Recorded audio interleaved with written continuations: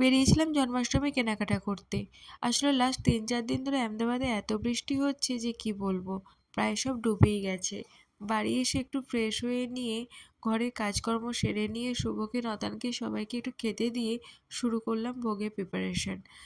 প্রথমে গ্যাসটাকে খুব ভালো করে পরিষ্কার করে নিয়ে তারপরে গঙ্গা জল ছিটিয়ে নিয়ে আমি ভোগ বানানো শুরু করেছিলাম। আসলে বাইরে থাকা তো, তাই সবটুকু একদম আলাদা করা সম্ভব হয়ে ওঠে না। তবে আমার কিন্তু ঠাকুরের বাসন সম্পূর্ণ আলাদা। আজ আমার যতটা সম্ভব পেরেছি তাই দিয়েই আমি গোপালের ভোগ বানিয়েছি।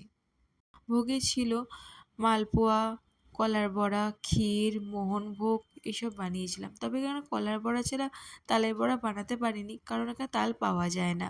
আমি অনলাইনে অনেকবার দেখেছি যে পাল্প পাওয়া যায় কি না, কিন্তু অনলাইনে তো পাল্প পাওয়া যায়, কিন্তু এখানে ডেলিভারি দেয় না। আর